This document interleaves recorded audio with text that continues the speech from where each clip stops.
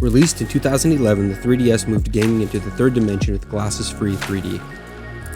Though a little finicky, having to have your head in just the right place, the effect was pretty impressive. It really did add a whole new layer into gaming. The original model ran all alone for a little over a year before the XL version was released. This model has larger screens and a bigger body. It also sleeked up the old square edge design for more curves and matte finishes.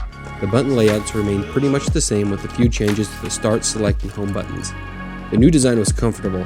It was an easy decision to move to the XL from the 3DS. It was all around a better system that allowed for longer gameplay sessions. Although the 3D effect was still very touchy, seriously, you move your head slightly and you've got double vision. These two offerings were great for teens and adults, but kinda left the younger crowd out in a weird spot. I mean, younger kids could get by pretty easy with both 3DS systems, but there was still a need for a kid-friendly device.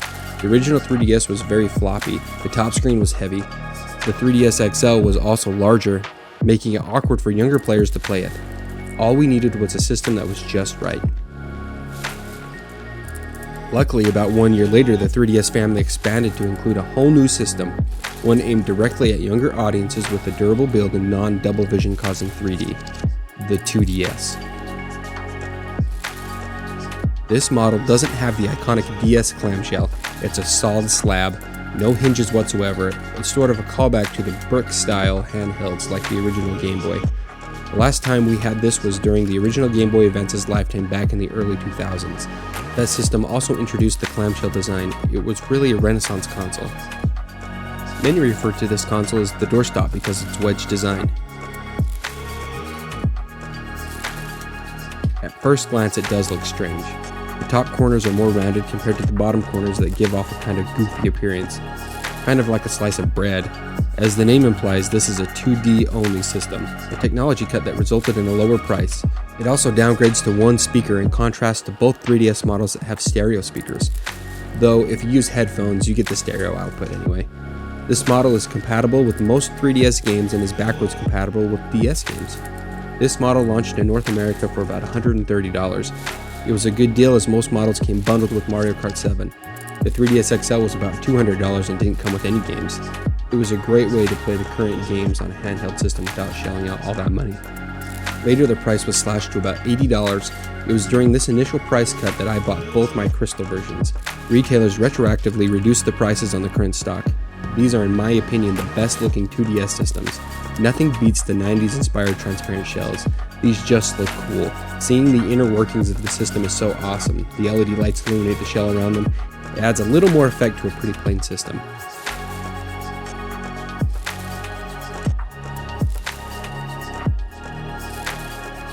The cameras are pretty much the same as they were in the 3DS and the 3DS XL. It even takes pictures in 3D in case you upgrade and carry your images over to another 3DS system.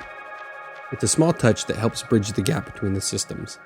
It also has the sleep slider that performs the same action as the 3DS when closed, putting the 2DS into a low power sleep mode, allowing you to return to your game so you can pick up where you left off.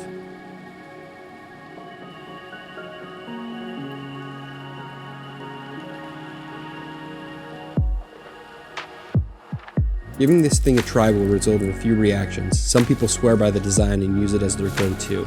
Others find it a bit uncomfortable. I fall somewhere in between. The shoulder buttons feel great. I like where they are placed. I like that the stylus is placed in the middle on the right side. I'm right-hand dominant, so relying on my left hand to stabilize the system while I use my right hand to navigate the menus feels natural.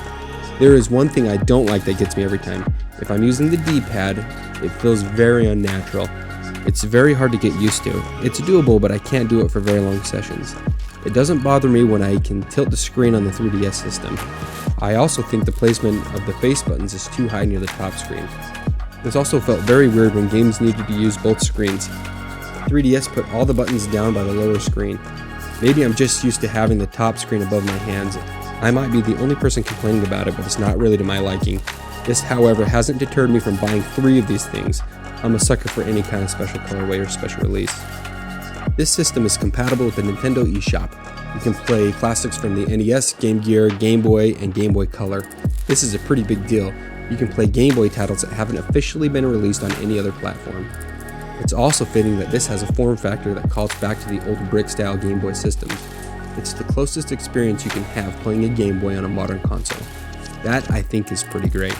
Unfortunately, it can't play any Super Nintendo games on the Virtual Console. Those are reserved for the new 3DS systems. The 2DS is surprising. To this day, it's still being sold in retail stores. It's outlived the production of the original 3DS, 3DS XL, the new 3DS, and the new 3DS XL. The price is very good considering the library of games you can play on it. It's even more affordable thanks to the Nintendo Selects releases. These are the best-selling games on the 3DS that have a massive reduction in price with a different border around the cover art.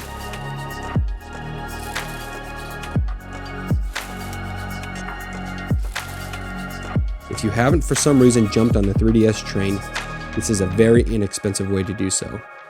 These are the games that I recommend picking up: The Legend of Zelda Ocarina of Time 3D, The Legend of Zelda Majora's Mask 3D, Donkey Kong Country Returns 3D, Metroid Samus Returns, New Super Mario Bros. 2, Mario Kart 7, Super Mario 3D Land, and the must-play absolute game you need to get is The Legend of Zelda Link Between Worlds.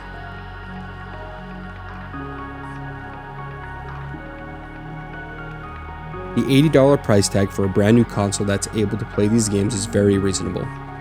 If you don't mind getting secondhand systems, you can find these for around $40 to $50. It's a solid console that would get the job done.